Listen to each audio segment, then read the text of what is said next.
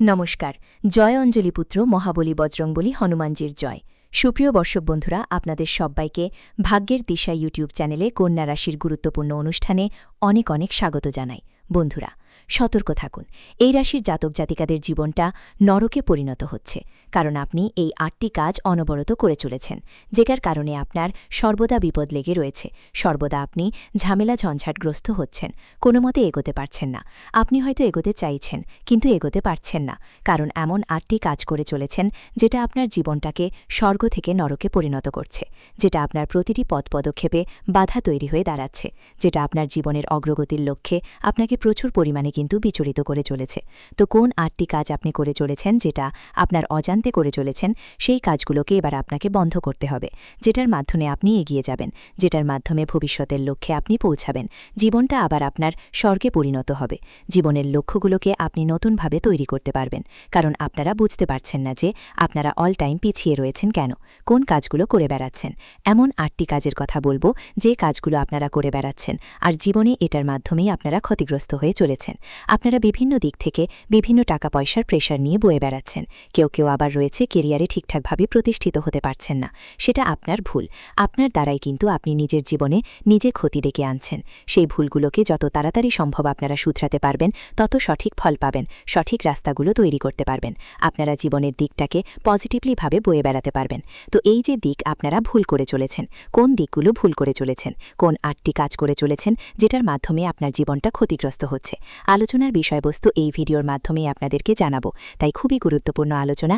একেবারে আপনারা ভিডিওটা শেষ পর্যন্ত দেখার চেষ্টা করবেন না, না টেনে না স্কিপ করে। তাহলে আপনারা জানতে পারবেন যে কোন ভুলগুলো করে চলেছেন, যেটার কারণে আপনার জীবন নরকে পরিণত হচ্ছে। অল টাইম প্রচুর চেষ্টা চালাচ্ছেন, কিন্তু কোনো মতেই আপনারা চেষ্টাতে পারছেন না, কোনো মতেই এগোতে পারছেন না। তো কারণ আপনারা যে কাজগুলো করে চলেছেন, যেটার কারণে আপনারা পিছিয়ে রয়েছেন, যেটার কারণেই আপনারা এগোতে পারছেন না। তো ভিডিওটি শুরু করার পূর্বে ভিডিওটিতে লাইক করবেন, আর কমেন্ট বক্সে জয় রাধে রাধে লিখবেন। ভগবানের আশিস কৃপা আশীর্বাদ আপনারা লাভ করতে পারবেন। সর্বদা আপনার উপর ভগবানের আশীর্বাদ থাকবে। আর ভিডিওটি সকলের কাছে শেয়ার করে দেবেন। যারা এখনও চ্যানেলটিকে সাবস্ক্রাইব করেননি, অবশ্যই সাবস্ক্রাইব করে রাখবেন, আর নোটিফিকেশন বেল আইকনটাকে বাজিয়ে রাখবেন। তাহলে নতুন নতুন ভিডিওর আপডেটগুলো আপনারা অবশ্যই পেয়ে যেতে পারবেন। তো এবার আলোচনায় আসবো যে কোন ৮টি কাজ করে বেড়াচ্ছেন, যেটার কারণে আপনার জীবনটা সড়ক থেকে নরকে পরিণত হচ্ছে এবং আপনারা বাধাগ্রস্ত হচ্ছেন। কোনো মতেই কোনোভাবে জীবনের অগ্রগতিটাকে খুঁজে পাচ্ছেন না। যে কাজ করছেন সেই কাজেই যেন আপনারা মানসিকতাটা হারিয়ে ফেলছেন। প্রচুর টাকা পয়সার প্রেশার নিয়ে রয়েছেন। কেরিয়ারের ক্ষেত্রে জীবনে আপনারা অগ্রগতি করতে পারছেন না। তো এবার এই ৮টি কাজ বন্ধ করুন, তাহলে নিশ্চিত পরিবর্তনশীল ফল পাবেন, নিশ্চিত এগিয়ে যাওয়ার সঠিক রাস্তা পাবেন। ভগবানের কৃপা আশীর্বাদও সর্বদা আপনার উপর সঠিকভাবে কাজ করবে। আর ন্যায়ের দেবতা শনি গ্রহের প্রভাব আপনি সর্বদা লাভ করতে পারবেন। যদি এই ৮টি কাজকে পরিবর্তন করতে পারেন, বন্ধ করতে পারেন, তাহলে আপনারা শনিদেবের কৃপা আশীর্বাদে বিরাজমান হবেন এবং আপনাদের ভাগ্যে বড়সড় ফলপ্রাপ্তি ঘটবে।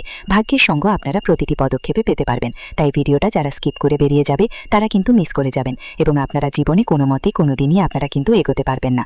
অল টাইম পিছিয়ে রয়েছেন, পিছিয়ে থাকবেন। তাই আপনারা ভিডিওটি শেষ পর্যন্ত দেখবেন। যারা কেবল শেষ পর্যন্ত ভিডিওটা দেখবে, তারাই কেবল জীবনে পরিবর্তন হতে পারবে, তারাই কেবল উন্নতির রাস্তা এবার পেকে বুঝতে পারবে। এই ভিডিওটির মাধ্যমে সমস্ত কিছু আপনারা বুঝতে পারবেন। তো আপনারা কিছু ক্ষেত্রে কি করছেন, যে কোনো কাজ করছেন, কোনো জায়গায় আপনারা অতিরিক্ত ক্রোধানল, অর্থাৎ এই যে ক্রোধ, অতিরিক্ত ক্রোধটা হঠাৎ করে চলে আসছে, যার কারণে আপনারা বাধাগ্রস্ত হচ্ছেন। প্রথম নম্বর যে বিষয়টা আপনাকে গুরুত্ব দিতে হবে, যে কোনো কাজে মনটাকে স্থির রাখুন। যত মানসিক স্থিরতা আপনারা বজায় রাখবেন, তত কিন্তু পজিটিভলি কাজ করতে পারবেন। হয়তো আপনি কোনো ব্যবসা করছেন, হঠাৎ করে আপনার ব্যবসা ক্ষেত্রে কিছুটা লোকসান হচ্ছে, যেটার কারণে আপনি রেগে যাচ্ছেন, ক্রোধটাকে বাড়িয়ে ফেলছেন, যেটার কারণে আপনি হুটপাট করে সিদ্ধান্ত নিয়ে ফেলছেন। এই যে দিকটা আপনাকে কিন্তু বন্ধ করতে হবে। কিংবা কোনো কেরিয়ারের ক্ষেত্রে আপনি হয়তো কোনো কাজটাকে সঠিকভাবে করছেন, হয়তো কাজটা হচ্ছে না, কিংবা কাজের জায়গায় কোনো বাধা বিপদ দিচ্ছে, যার কারণে আপনি অতিরিক্ত হটকারিতার মধ্যে চলে যাচ্ছেন, অতিরিক্ত রাগের মধ্যে চলে যাচ্ছেন। তো এই যে বিষয়টা, আপনাকে যে কোনো কাজকর্মে মনোযোগ ঠিক রাখতে হবে, যে কোনো কাজে ধৈর্য ধরতে হবে। যত আপনি ধৈর্য ধরবেন, ধৈর্যের ফলটাকে সঠিকভাবে পাবেন। আর আপনি যদি অধৈর্যের বসে কাজ করেন, তাহলে আপনার রাগটা বাড়বে, আর এই রাগ আপনার জীবনে ক্ষতি করে চলেছে। অসম্পূর্ণ রয়ে গেছে। যতই চেষ্টা করুন না কেন, আপনাকে আর্থিক স্বাচ্ছন্দ্য মিলছে না, দেনা থেকে বের হতে পারছে না। অনেক বছর হয়েছে দেনা দিন দিন বাড়ছে। এক ঋণ মেটানোর জন্য নতুন ঋণ নিতে হচ্ছে, আর দিন দিন ঋণ আরও বেড়ে যাচ্ছে। বন্ধুরা, পেট চালানোর জন্য যদি ঋণ নিতে হয়, তাহলে বুঝতে হবে এইসব সমস্যার পিছনে আপনার বাড়ির কেউ তন্ত্রমন্ত্র করিয়ে রেখেছে। আমি আপনাদের বলি, সাধারণত কোনো অপরিচিত সত্ত্ব এমন কাজ করে না। অন্য কারো কি সম্পর্ক, সে তো আপনার বাড়ির লক্ষ্মীকে কেন বাঁধবে? বন্ধুরা, এমন ভুল কাজ করবেই সে যিনি সবচেয়ে কাছের মানুষ। আপনার সবচেয়ে কাছের আত্মীয়রা হতে পারে, কেউ প্রতিবেশীও হতে পারে। ঠিক তারা এমন কাজ করবে। ঠিক সেই আত্মীয়ই করবে যিনি বাইরে থেকে হাসছে, আপনার সামনে আপনার প্রশংসা করছে, আপনার দুঃখে আপনার সঙ্গে থাকার অভিনয় করছে, আপনার বাড়িতে এসে চা খায়, আপনার বাচ্চাদের মাথায় হাত দেয়, কিন্তু তার মনে জেল্লাতির ভাবনা থাকে, তার মনে বন্ধুদের প্রতি ঈর্ষার অনুভূতি থাকে। এই কারণেই সে এসব কাজ করছে। যখন কোনো আত্মীয়ের মধ্যে এমন অনুভূতি জাগে, তখন বন্ধুদের বাড়িতে সব ঠিক আছে আর আমাদের কাছে নয়, তখন সে নেতিবাচক শক্তির আশ্রয় নেয়। অর্থাৎ আপনার আশেপাশে কোনো খারাপ গরিব আত্মীয় আছে। ধরুন আপনার কেউ কোনো দরিদ্র আত্মীয় আছে আর তোমার বাড়িতে সবকিছু ভালোই চলছে, তোমার বাড়িতে সবকিছু দারুণ আছে, টাকা পয়সাও যথেষ্ট আছে, কিন্তু কোনো দরিদ্র আত্মীয় তোমার এখানে এলো, সে তোমার বাড়ির সুখ শান্তি দেখল, ভেতরে ভেতরে সে জ্বলে উঠল। আরে ওদের বাড়িতে তো সব আধুনিক সুবিধা আছে, আমার বাড়িতে তো এমন কিছু নেই। সে তোমার থেকে হিংসা করতে লাগলো। ধরো তোমার বাড়ির কেউ একটা চাকরি পেয়েছে, ভালোই টাকা উপার্জন করছে, ধীরে ধীরে তোমার বাড়িতেও সুখ শান্তি আসতে শুরু করলো, তোমার বাড়িতেও সবকিছু ভালো হতে লাগলো।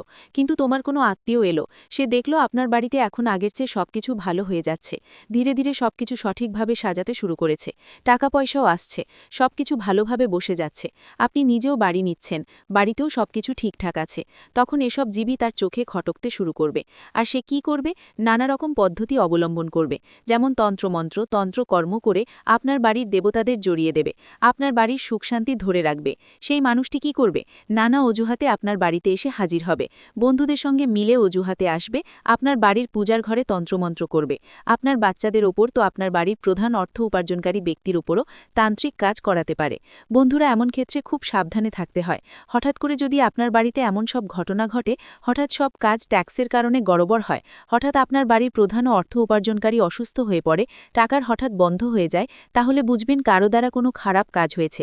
বন্ধুরা, সে নেতিবাচক শক্তির সাহায্য নিয়েছে, সে তন্ত্রমন্ত্র বা সাধারণ বাঁধন পদ্ধতিতে আপনার বাড়ির সমৃদ্ধি বন্ধ করে দিয়েছে। এখন বন্ধুরা চিন্তা করবেন কিভাবে চিনবেন। ভালো করে দেখুন, চিনতে কিভাবে পারো। লক্ষ্মী বন্ধনের সবচেয়ে বড় চিহ্ন হয় বন্ধু হঠাৎ করে সবকিছু থেমে যায় বা আবার পিছিয়ে যায়। মানে বন্ধু যেই ব্যবসা বা চাকরি কাল পর্যন্ত ভালোভাবে চলছিল, হঠাৎ কথে হতে শুরু করে, চাকরিতে প্রমোশন আটকে যায়, কোনো কিছু পাওয়ার আশা থাকে আমাদের মনে, মনে হয় সেখান থেকে টাকা পাবো, সেখান থেকে প্রমোশন আসবে, আমাদের ভেতরে এমন একটা আশা থাকে। কিন্তু হঠাৎ যখন সেই সময় আসে কোনো কিছু পাওয়ার জন্য যা আমরা খুবই চেয়েছিলাম আর যা পাওয়ার কথা ছিল, আরে হঠাৎ করে কেউ কালো চোখ লাগালে যেই জিনিসটা পেতেই যাচ্ছিল আর সেটা আর পেলাম না, তাহলে কেমন কষ্ট লাগে বুঝতে পারো? যদি তোমার সাথেও এমন হয়, শেষ মুহূর্তে সেই জিনিসটা না পেলেই বুঝে নাও তোমার বাড়ির কেউ, তোমার বন্ধুরা বা কোনো আত্মীয় তোমার উন্নতি বাধা দিচ্ছে, বন্ধুদের কাছ থেকে লোকসান হচ্ছে, চাকরি আর ব্যবসায় সব জায়গায় তোমাকে মুখ ফিরিয়ে নিতে হচ্ছে। যেখানে আগে তোমার নাম আলোড়ন তুলত, যেখানে সব কাজেই তুমি সেরা ছিলে, ধরো তুমি কোনো শিল্পে বা তোমার কাজের মধ্যে পারদর্শী ছিলে, এখন থেকে তোমার প্রতিটা কাজ বাজে হবে। আগে আপনি আপনার সব কাজ একদম ঝটপট করে ফেলতেন, কিন্তু এখন 100 বার করার পরেও কাজ আগের মতো ভালো হবে না। বুঝে নাও চেলে কোনো না কোনো জ্বালানি তোমার হাতের কাজের কৌশলটাও বাধা দিয়ে দিয়েছে। বন্ধুদের বলি, টাকা হাতে আসবে অবশ্যই, কিন্তু ধরো মাসের একটা তারিখে তোমার বেতন এসেছে, এখন সেটা পুরো মাস চালাতে হবে আর একটু সঞ্চয়ও করতে হবে, কিন্তু 2 থেকে 4 দিনের মধ্যেই এমন কিছু জটিলতা তৈরি হবে, বাড়িতে কেউ অসুস্থ হয়ে পড়বে, কোনো জিনিস নষ্ট হয়ে যাবে, তোমার হাতে আসা পুরো মাসের আয় সেই 2-3 দিনের মধ্যেই শেষ হয়ে যাবে, 4 দিনে সব খরচ হয়ে যাবে। এখন তোমার সামনে পুরো মাসটা চালাতে হবে, টাকা থাকবে না, হাতে একটাও টাকা থাকবে না। তাহলে কি করবে? মানুষের কাছ থেকে ধার নেবে, সবাইয়ের কাছে হাত পাতবে, কেউ তার গহনা জমানো রাখবে, কেউ তার সঞ্চয় তুলে আনবে, এই সব তো হবেই। আর যদি বারবার এমন হয়, অনেক বছর ধরে এমন হচ্ছে, তাহলে এটা নতুন কিছু না, এটা অনেক পুরনো ব্যাপার। ভাইরা, যন্ত্রমন্ত্র অনেক পুরনো, অনেক বছর ধরে চলছে এই সব, তাই তোমাদের অবশ্যই এগুলো থেকে বের হয়ে আসতে হবে, সেটা খুব দ্রুতই। কারণ নিজের কাছেই নবরাত্রি আসতেছে, উৎসবের দিন আসতেছে, আর উৎসবের সময় বন্ধুরা এই তন্ত্রমন্ত্র আর বন্ধনের কাজ আরও শক্তিশালী হয়। আমরা চাই না যে নবরাত্রির দিনে কেউ আমাদের সাথে এমন কোনো কাজ করুক বা বেশি করুক। নবরাত্রির দিনে মা লক্ষ্মী তোমার বাড়িতে আসতেই হবে, মা দুর্গা তোমার বাড়িতে আসতেই হবে। যদি তোমার বাড়িতে বন্ধন থাকে, তাহলে মা রানী কিভাবে ঢুকবে? মা রানী তোমার বাড়িতে আসতেই পারবে না, তোমার বাড়িতে আনন্দ আসতেই পারবে না।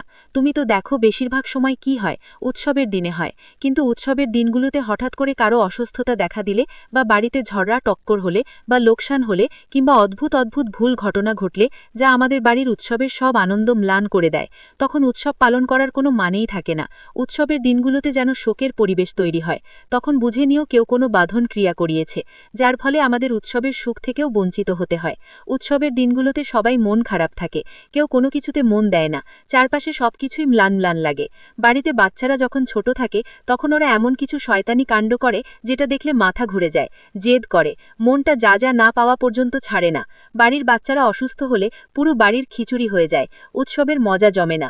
যদি আপনার সেরকম কিছু না ঘটে তাহলে আজকের ভিডিওতে আমি যেসব উপায় বলবো সেগুলো আপনার জীবনে কাজে লাগান, কারণ আর বেশি দিন নয় বন্ধুরা, কাছাকাছি উৎসব আসছে, আর এই আত্মীয় পরিজনের ঈর্ষা থেকে বাঁচতে হবে। এখন কি করতে হবে আপনার?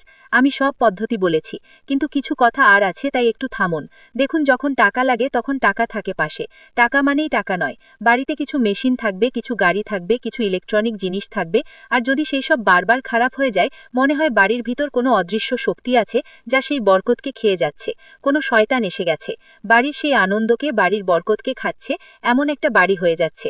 তো বন্ধুদের সাবধান হতে হবে। পরিবারের মধ্যে অকারণে ঝগড়া বেড়ে যায়। দেখো, যখন টাকার অভাব হয় তখন মানুষের বাড়িতেও ঝগড়া হয়। একদিকে যেখানে বাড়ির প্রধান উপার্জন করতে পারছে না, সেখানে বাড়ির সব জিনিসের অভাব পড়ছে। যখন ঝগড়া শুরু হয় তখন ঘরেই ঝগড়া ছড়িয়ে পড়ে। ঘরের নারীরা সাধারণত প্রয়োজনীয় জিনিসপত্র চায়, আর যখন সেই প্রয়োজনীয় জিনিস থাকে না তখন তারা রেগে যায়। বাড়ির মাথা যখন টাকা আনার জন্য বাইরে যায় আর টাকা আনা যায় না, তখন সে বাইরে আর ঘরের মধ্যে দুজন লড়াই করছে। আর তারপর কি হবে? রাগ বেড়ে যাবে, আর রাগ বাড়লে ঝগড়া হবেই। ঝগড়া হলে অনেক রকম বাজে ঘটনা ঘটতে পারে, যেমন কারো মারামারি, গালাগালি, ঘরের তালাক পর্যন্ত বার পড়ে। কখনো কখনো এসব সমস্যা আরও বাড়ে, আবার কখনো কখনো এই জিনিসগুলো কারো প্রাণও নিতে পারে। বন্ধুরা, এ ধরনের ঘটনা ঘটে থাকে, তাই এমন পরিস্থিতি পর্যন্ত না যাওয়া ভালো। তার আগেই আমাদের সাবধান হতে হবে। ছোট ছোট বিষয় নিয়ে বিরক্তি বেড়ে যাওয়া, এই সবই ঘটছে। বন্ধুরা, আমাদের জ্যোতিষ কি বলে তা আমি বলি।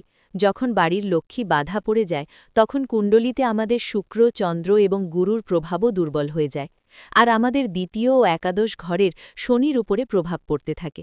এর সরাসরি প্রভাব হয় যে যতই পরিশ্রম করা হোক, আয় বা উপার্জন ঠিকমতো হয় না, স্থায়ী থাকবে না। চতুর্থ ঘরের ওপর অশুভ গ্রহের প্রভাব পড়বে, যা বাড়ির শান্তি ভেঙে দেবে। অষ্টম ঘরে যে গ্রহ আছে, যেটা বাধা সৃষ্টি করছে, সেটা হঠাৎ করে ক্ষতি এবং ঋণ বাড়িয়ে দেবে। এ কারণেই একটা সাধারণ মানুষও হঠাৎ করে ঋণগ্রস্ত হয়ে যায়। লক্ষ লক্ষ টাকার ঋণ তার উপর এসে পড়ে। বছরের পর বছর পরিশ্রম করেছে, তবুও আর্থিক সংকট থেকে বেরোতে পারে না। এটাই সম্ভব। লোকেরা প্রায়ই জিজ্ঞেস করে বন্ধন ক্রিয়া কিভাবে করা হয়।